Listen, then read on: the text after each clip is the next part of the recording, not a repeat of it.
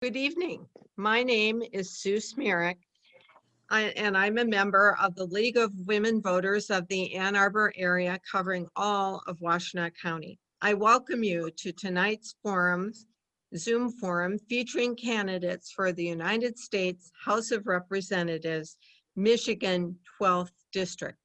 The candidates will be on the general election on Tuesday, November 3rd.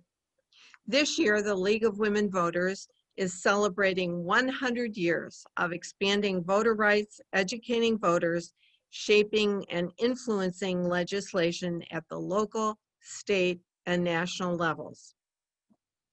We are pleased to sponsor these forums. The League is a nonpartisan civic organization that encourages informed and active participation by all citizens in government. While the League does not support candidates or parties, we do take stands on issues we have studied. One of the League's most important goals is to assist voters in making informed decisions at the polls, and thus we bring you tonight's forum. Our moderator this evening is Jeff Smierick, who will explain the format and get us started. Jeff? Thank you, Sue, and thank you everyone for joining us. And now it's my honor to introduce the two candidates running for the United States Congress 12th Congressional District, Congresswoman Debbie Dingell and Mr. Gary Waikowicz. Another candidate is on the ballot for this office, Mr. Jeff Jones. Mr. Jones was invited to participate in this forum tonight, but he is unable to attend. Welcome, candidates, and thank you for participating in this forum. The forum today will have this format. Each candidate will have an opening statement of up to 1 minute. Each candidate will have a closing statement of up to 90 seconds. In between, I will ask questions which came from the Washtenaw County community. Each candidate will have 2 minutes to respond to a question. At appropriate times, a sign on the screen will indicate the time remaining. 30 seconds and then stop. If you have used up your time, you will be allowed to finish your sentence, and then your microphone will be muted so the other candidate has an equal opportunity to participate. The candidates will begin speaking in alphabetical order. Depending on the number of questions, all candidates will have an opportunity to be the first or last to answer the questions. And now to the opening statements. Congresswoman Dingell, may we have your opening statement, ma'am? Thank you, Jeff. Good evening to everybody, although I don't know when you're watching this, so hello. And thank you to the League of Women Voters for hosting this forum and to 100 years of educating the electorate. This is an important opportunity for us to talk about issues that are on the minds of a lot of people. We're in the middle of a pandemic that has turned all of our worlds upside down. Too many have died, and literally millions of people are worried about their jobs, whether they can afford to go to the doctor, whether they can make the rent, their mortgage payments. We need to have honest conversations about what's happening in this country. We need to fight the fear and the hatreds dividing us, and to remember, we need to work together. Community is the strength of democracy. Thank you, Congresswoman Dingell. And now, Mr. Waikowicz, may we have your opening statement, sir? Yes, I would first of all like to thank the League of Women Voters for this forum and for the work they do. It's very much appreciated. And my name is Gary Waikowicz. I'm a recently retired auto worker, and I'm a candidate for the 12th Congressional District for the U.S. Congress in Michigan. The Working Class Party has been on the ballot in Michigan since 2016, and we are this year also on the ballot in Maryland. And we organized Working Class Party because we believe that the working class is not represented in the two major parties and needs its own voice in elections. Thank you, Mr. Waikowicz. The first question starts, oh, before I say that, we're gonna move to the questions. And as a reminder, I will be reading each question once, and it will not be repeated unless requested to do so. The first question starts with Congresswoman Dingell. Last 100 years, the League of Women Voters has always advocated for access to voting. Today, there's widespread concern about the capacity of the United States Postal Service to deliver mailed ballots on time, concern about the integrity of absentee and mailed ballots, concern about legal disputes over who will be eligible to vote and voter purges, and concern about threats of voter intimidation. Just last week, Michigan Attorney General Nessel indicted 2 political operatives for intimidating voters with robocalls. And the president even recently told people to try to vote twice, which of course is a felony. What is necessary to ensure that every eligible voter can vote and have their vote counted? Thank you, Jeff, for that question. First of all, the House of Representatives passed H.R. 1 addressing the protection of voting rights, supporting the post office, and a number of other actions that would have addressed all of the issues that you just mentioned. Unfortunately, it passed the House, has not passed the Senate. So here's the reality. We are going to have to, all of us, work to ensure that we protect the integrity of this year's election. U.S. House of Representatives has passed a bill to help support the post office. People in Ann Arbor, the Ypsilanti aren't unaccustomed or uninformed that the post office has been having issues these last few years. It is safe to vote by mail, but you should have gotten your ballot by now. If you haven't, you can go to your clerk's office and ask for it, but you should return it as soon as possible. If you're using the mails, you need to mail it at least 2 weeks before Election Day. But clerk's offices in all the Washtenaw County areas have the box outside. I voted today in mine in Dearborn that you can drop that ballot off. There are also teams of lawyers that are working to protect the polls on Election Day. There are election security teams. And all of us have a responsibility to make sure that we encourage everybody we know to vote, to turn out that vote. And if you hear of voter intimidation or voter suppression, there is a vote, a line that the League of Women Voters, I do believe, has on their site that you can call and report it. And we all need to have a responsibility, but the most responsibility to protect everybody's right to vote. And by the way, to vote.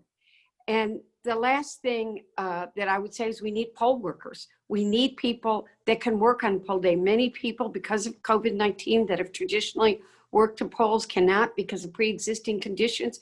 We need to make sure we've got poll workers there. All of us have a responsibility to make sure Election Day goes okay. Thank you, Congresswoman. And now, Mr. Waikowicz, same question to you. Unmute. Okay, there we go. So I think it's very important that people make every effort to go out and vote. It's unfortunate that in this country, we've seen a history of people's right to vote being suppressed. You've seen that certainly in the black populations down through history. The working peoples make it difficult for people to vote. And right now we're seeing to me, it's almost a sabotage of the post office done for political reasons. So I think it's very important that people make their own efforts. I also have we look at the voting system and democracy in this country is being run by and controlled by people with money. The amount of money that goes into elections really often determines who wins and loses elections, and it's the wealthy people who control the election process with their money. So people already are at disadvantage, working people are already disadvantaged when it comes to the electoral process. But in any case, for those people who want to have a voice in this election, I think it's very important to make every effort to go out and vote, by mail-in if that is what best suits them, to make sure they vote early, to make sure that there's the best chance possible that we have a fair and accurate election count in this year's election. Thank you, Mr. Waikowicz, and you get the next question. Michigan has some of the most deteriorated infrastructure in the nation. Considering the current COVID-19 pandemic, combined with the associated severe economic crisis, what do you see as the best approach for improving the quality of Michigan's and the nation's deteriorating infrastructure of roads, bridges, and other infrastructure? It's very obvious to anybody that the infrastructure in Michigan and in this country is in very poor shape. And there's a reason for that. The reason is there have been decisions made, political decisions made in Washington and elsewhere to not fund infrastructure, the roads, the bridges, the water and sewer system, schools, hospitals. The money is actually that is there to pay for these things, which comes out of the tax money that working people pay, is often not sent to infrastructure, not used for infrastructure. It's given back to corporations. We have tax giveaways, tax breaks, tax refunds, tax subsidies that corporations get, and they've taken money away from what working people need. And so I think the money is there to pay to fix the infrastructure. Obviously, it's just a matter of using that money that is in the system and people pay taxes for to fix the things that need to be fixed in this country. And another part of that is to make sure that the corporations and the wealthy pay their taxes, which most of them don't. Donald Trump is an obvious example from just the past week, but it's across the board where corporations and the wealthy do not pay their fair share of taxes or much taxes at all, as well as getting refunds from taxes that they don't even pay in the first place. So it's getting that money back. And if we took that money and that money was used to fix infrastructure, we would also be able to create many jobs in this country, which are sorely needed right now, good paying jobs, which could be created by putting together a plan to pay for the infrastructure and then put people to work rebuilding this country. Thank you, Mr. Waikowicz. Congresswoman Dingell, you get the next question. Thank you, Jeff. Many of the points that Gary made are very valid in terms of we've given very big tax breaks to the billionaires and to the corporations. But we also need an infrastructure bill in this country. Again, the House of Representatives passed one and the United States Senate hasn't. But if Joe Biden is elected president, that will be one of the first things that he does, to invest in infrastructure, which is not only fixing our roads and our bridges, but is also, as Gary said, fixing our sewer systems, our water, but also broadband. I mean, we've got Washtenaw County. People think of the Ann Arbor area as being one of the most technologically capable areas in the country, and yet broadband is a real issue throughout most of the country. So we need to ensure that we are investing in all of these infrastructure issues. We need to build an electric vehicle infrastructure so that we can support vehicles of the future. And in investing in these things, we will also be creating jobs. And as we create jobs, there will be more revenue. One of the other things that we're going to have to do when we get a president that doesn't roll back 100 environmental regulations and doesn't deal with these issues that we need to be talking about is because we have more fuel efficient vehicles on the roads, less gas tax, less revenue is coming in. So ultimately, as more electric vehicles are on the roads, we're going to have to find a way that we fund many of these activities. Roads and bridges should be through what the gas tax and what replaces it, and many of these other infrastructures are going to need to come from other sources of revenue. This needs to be a top priority for this country. Third world countries are in better shape than parts of the United States of America. Thank you, ma'am. And Congresswoman Dingell, you get the next question. Since January of this year, the COVID virus has killed more than 211,000 Americans and killed 7,163 Michigan citizens. In public, President Trump has downplayed the risk, although he and many other administrative officials have now tested positive for COVID-19. COVID infections continue to grow in most states across the country. What should the Congress and national agencies be doing this fall and winter to address this horrible health crisis? This is a real health crisis, as you just spoke about. And unfortunately, in Michigan, the number of deaths have had a disparate impact on minority communities. When 13 to 14% of the population of Michigan are African Americans.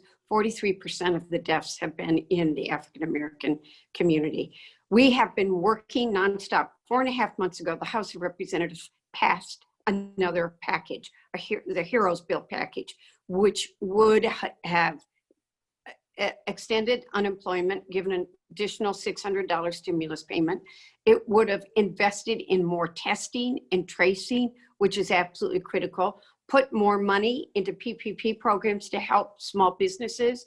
It would have given money directly to state and local governments, which desperately need it for the frontline workers of those first responders, fire, police, teachers.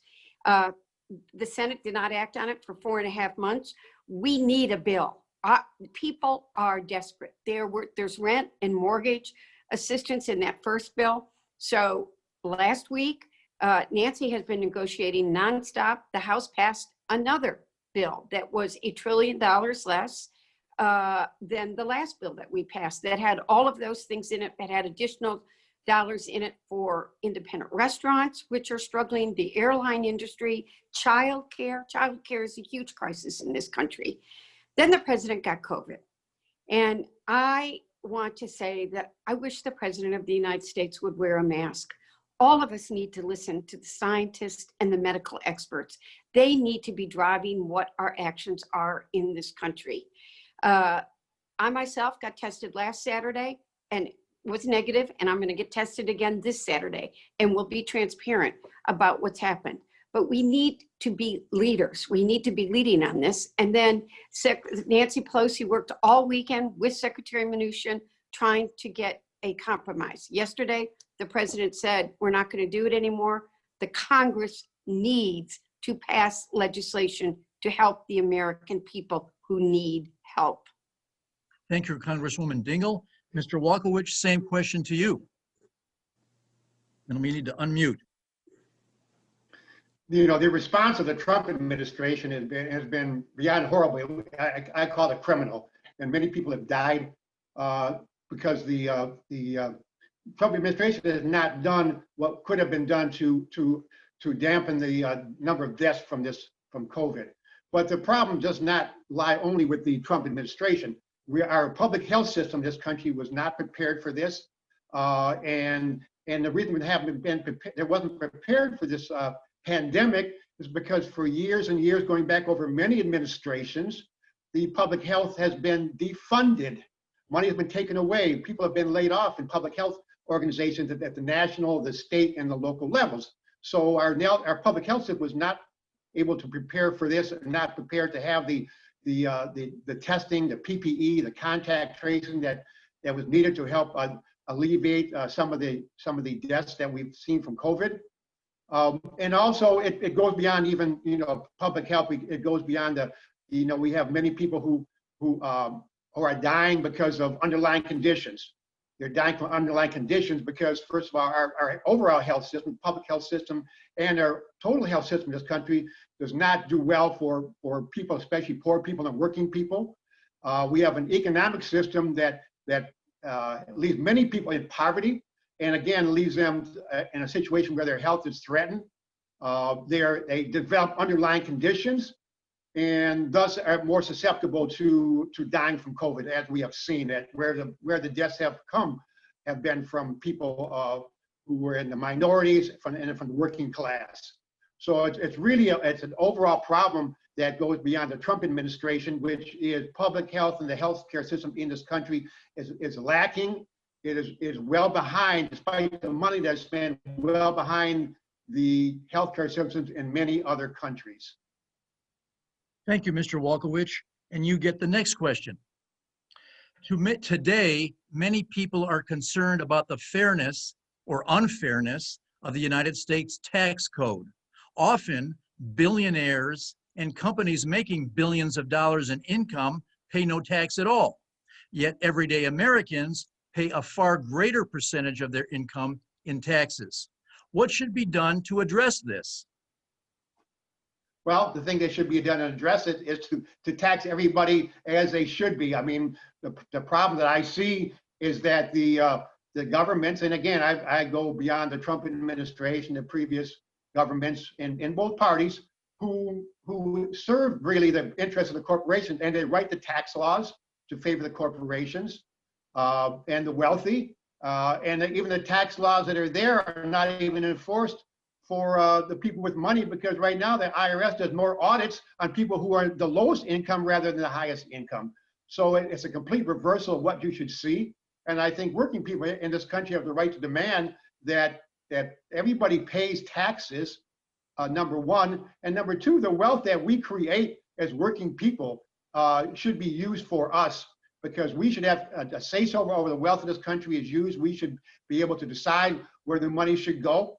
And so it goes beyond even the tax system, but I think we live in an unfair economic system that favors the wealthy. And I think that's what the Working Class Party really tries to address in our campaign, is that the whole system has to be changed, and working people have the power to change that system.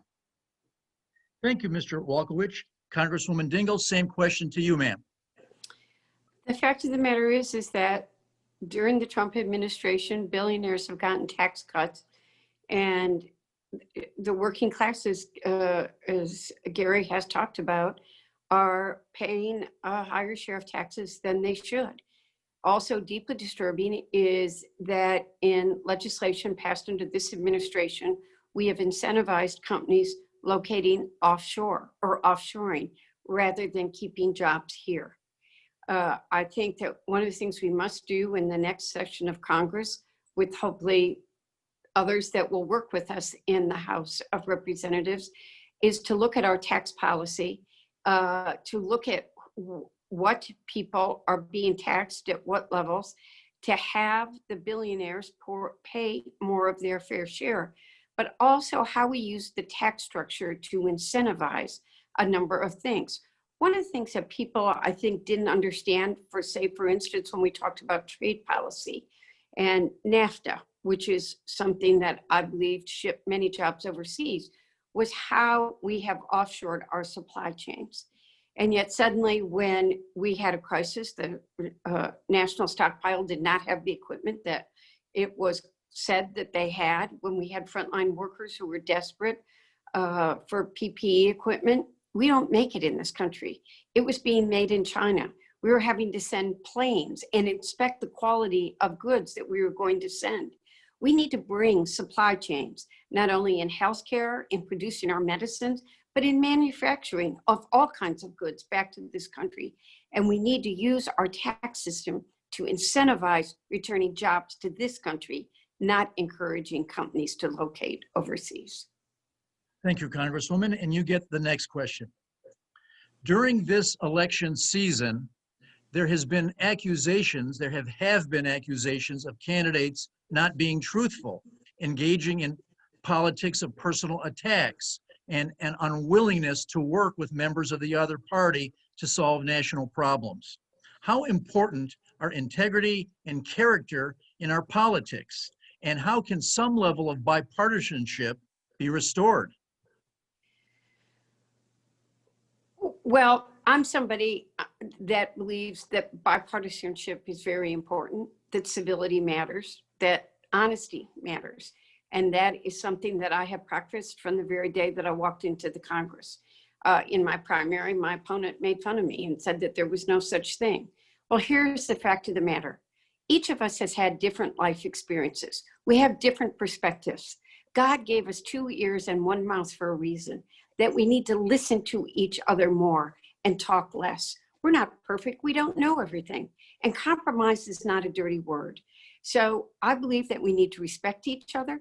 We may not agree on everything, but we can agree in a civil way. Civil discourse is critical to this country. I think social media, which was started or founded so it would bring people together, has contributed to dividing us as a country and divided to hate and bullying and the lack of people developing relationships, which is also contributing to the lack of civility and respect in our society. So this is something that I believe in practicing every single day. I try to reach across the aisle. If I introduce a bill, I try to make it bipartisan, have people on both sides. I try to get co-sponsors from each side. because then it's a stronger piece of legislation, because both sides are invested in making it work. So I think one of the other things that you asked about was people not telling the truth. I am horrified at how lying and facts don't matter anymore. I think science and facts should be the basis of all the decisions that we make, and we need to ensure that they return. And I will make a promise that I will never lie knowingly, and that we all should be working towards that, and how we hold others that do lie accountable. Thank you, Congresswoman Dingell. Mr. Waikowicz, same question to you, sir. And you need to unmute. There you go. So I think that if you watch the political ads on TV, which you can't really get away from if you turn the television on these days, almost every ad you see is one candidate from one party attacking their opponent from the other party. They're talking about what is wrong with the other, what they haven't done or what they did do, and have nothing to say for the most part about what they are going to do. And I think that's why many people in this country are turned off really by the election process, and really with both major parties, because if you look at it statistically, there are more people who voted who chose not to vote in the last election. It's very likely to be the case in this election, who chose not to vote at all. Those votes are more than Republicans got, or more than Democrats got in the last election. And this has been growing over the years. I think there are many working people, ordinary people, who are disgusted with politics and disgusted with both parties. And I think that's one of the reasons you see the type of ads that are on TV, that because they're the parties, I don't really think have really proposals to put to people, to put to the voters, to say, this is what I'm going to do. So they're left with attacking the other party. And so I think the politics in this country is really not addressing the real issues that working people are facing. And I think that is what's needed. That's what the working class party tries to do. We don't have the money and the resources to reach as many people, obviously, but I think that's what is needed in this country, is when it comes to election, is to really discuss what are the real issues that face working people, face ordinary people, face poor people, and how are we gonna address those issues. Thank you, sir. Now, both candidates, the next question will be the last question for both of you, and the first part of it goes to you, Mr. Waikowicz. As of October 1st of this year, about 13 million Americans are receiving unemployment compensation. They also have lost access to health care caused by their loss of employment. The White House is currently trying to invalidate the Affordable Care Act in court in the midst of the COVID pandemic. What should the United States Congress be doing to protect Americans from this healthcare disaster, from bankruptcies, and from COVID becoming a pre-existing condition, further limiting access to healthcare? The healthcare system in this country is an embarrassment to the richest country in the world. And I think it, certainly we cannot stand for an attack to take away any more of the healthcare that we have. But it goes way, way beyond that. The healthcare system in this country is really, I'm not sure as broken as it were, because I'm not sure it was ever what is needed. We live in the richest country in the world. We spend more money on healthcare per capita than any country in the world, and yet the outcomes, the health outcomes for people, for ordinary people, we rank behind many countries in the world, even a country like Cuba, for example, countries that wouldn't even be considered the most developed countries. And I believe that the reason for that is, the main reason for that is, most of the money that is spent, or much of the money that goes into healthcare, does not go to providing healthcare. We have a healthcare system that is based almost totally on profit. Much of the money that is spent on healthcare goes into the pockets of the insurance companies, the drug companies, the hospital corporations. And I think that we really need a national healthcare system in this country. I believe that it's almost going to take a total change of the society to do that, because the society currently is so invested in the profits of those healthcare profit-making companies, that's going to take a real uprising by the working class to really change this. And again, the fact that we've had such a number of deaths from COVID, when we are the worst country in the world by far, despite the money that's spent here on healthcare. It's just a total indictment of the healthcare system in this country. And that's why we need a complete and total change for a national healthcare system that provides every person in this country with good healthcare. There's no reason we cannot have it. The money is there for it. Thank you, Mr. Waikowicz. Congresswoman Dingell, same question to you, ma'am, and you need to unmute. I believe that if you live in America, that you've got a right to quality healthcare, period. We are the only industrialized nation in the world that does not guarantee all of its citizens healthcare. And as Gary said, we spend more money than any other nation, and our outcomes are far worse. That's just unacceptable. The Affordable Care Act did expand coverage to many people, but there's still 30 million Americans that do not have coverage, and another 40 million Americans that cannot afford their co-pays or their deductibles. And how many people can't afford their medicine? When you look at the medicines that the president got when he was in the hospital, which, by the way, I think the president of the United States should have access to the medicines that he needs. But remdesivir, which is one of the medicines that he received, which initially was being managed by the federal government, October 1, became available to all hospitals that are treating patients. But the cost of it is $3,200 a treatment. How many people are going to be able to afford that? Whose coverage is going to cover that? And then we do talk about what this administration has been trying to do, which is to undermine the Affordable Care Act from the day that they walked into the White House. They're going to be in the Supreme Court the day after this election trying to rip the protection that people with pre-existing conditions have. Every American's got a right. I am a Medicare for All person. I'm co-sponsor of the bill in the House, and I'm going to fight tooth and nail until we get it in this country. We do have a broken, fractured healthcare system. And I want to be honest, until you are really living in it, unless you're someone that doesn't have insurance or you're a senior and you're in a very broken long-term system, you don't realize how bad it is. We have a moral obligation to give every citizen in this country access to quality healthcare, period. Thank you, Congresswoman Dingell, and thank you both candidates for your excellent answers. And now it's time for the closing statements. We'll begin with Congresswoman Dingell. May we have your closing statement, ma'am? Thank you for the opportunity to speak with everybody tonight. We talked about a lot of issues that are on the minds of all of you. Didn't get to a lot of them, like the environment.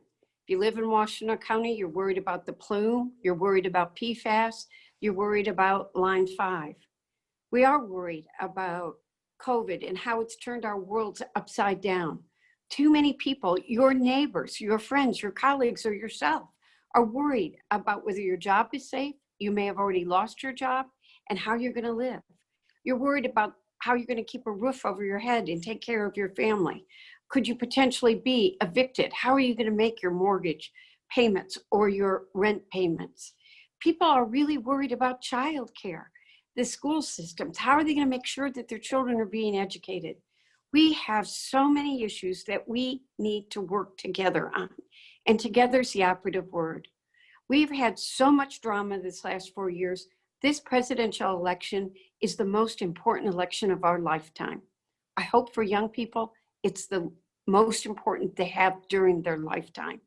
But if you care about what's happening in this country, if you care about whether it's being divided by fear and hatred, that we're being pitted against each other, I beg you, please, the most important responsibility you have as a citizen of this country is to use that vote, to vote. So thank you for listening to me. Thank you for caring about the issues. And please, Election Day is November 3rd. Between now or that day, please vote. Thank you, Congresswoman Dingell. And now, Mr. Waikowicz, may we have your closing statement? You know, working people in this country are facing a crisis. It's been a long-standing crisis, but it's gotten worse with COVID and the resultant loss of jobs in this country. But the issue of jobs, of low wages for working people is something I wish we had more of a chance to talk about tonight. But that's what we try in Working Class Party to address in our campaign. You know, and I think the most important thing that we want to say to working people is that, you know, historically, it's not been elections. In fact, it's been social movements that have led to change in this country, a change which is badly needed. If you look at the civil rights movement, the labor movement, the women's movement, it was movements like these that really affected change in this country. And I think that's what we have to look at and understand today. You know, working people, laboring people, we create all the wealth in the society. And every dollar that's spent up there on Wall Street and speculated by the hedge funds really started out as something that was wealth that was created by a person working on an assembly line or teaching a child in a school. Everything that we do, it creates the wealth of this country. And I think working people have the right to say this wealth should be used for our benefit and to create a better society.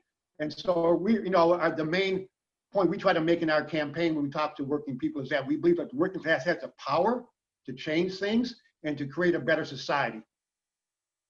Thank you, Mr. Waikowicz, and thanks to both of you for participating in this valuable session. I'll now turn this back over to Sue for our closing comments. The League thanks the candidates for participating in tonight's forum and to those who contributed questions. All our candidate forums will be available for streaming on your computer or smartphone. Go to our website, lwvanarbor.org, and look for the link to the programs. In addition, the forums can be viewed on the Community Television Network. Please urge your friends and neighbors to watch the forums as well. For additional nonpartisan information on candidates and ballot issues, go to vote411.org.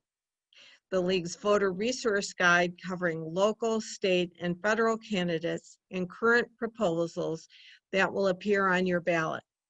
As a reminder, all voters can cast an absentee ballot.